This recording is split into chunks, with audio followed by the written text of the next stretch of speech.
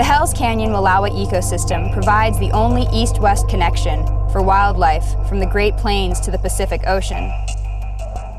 It connects habitats that reach from the Yellowstone ecosystem to the wildlands of the Salmon and Selway rivers, to the Blue Mountains, over the Cascades, and to the coast. By protecting these wild habitats and maintaining and restoring existing corridors that connect plant and wildlife migrations, we can ensure long-term recovery of threatened species, as well as our own connection with wild country. I haven't added up the miles, but obviously they come from the Oregon coast up to Columbia, all across the state, so that's got to be, what, 400 miles or something.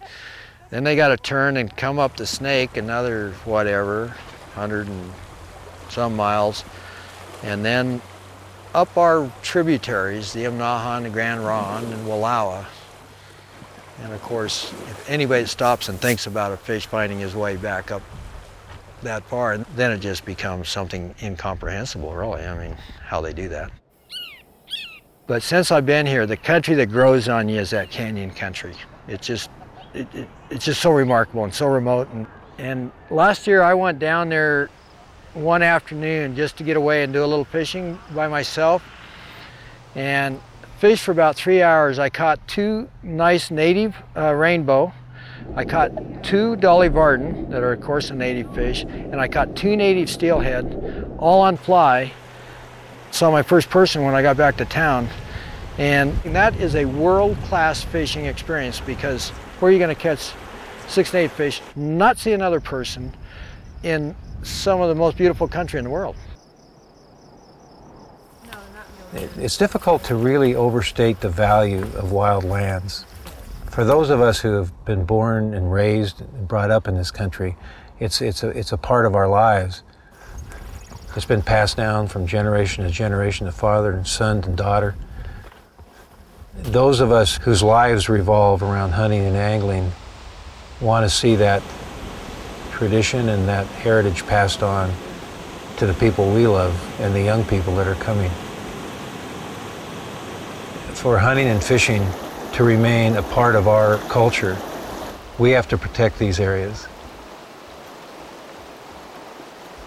Out here in the West, mule deer and elk need big space. They need healthy, intact systems.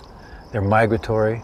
They spend the summers up in the 7,000, 8,000 foot elevations, and they have to come down 4,000 to 5,000 feet in elevation in the winter to exist.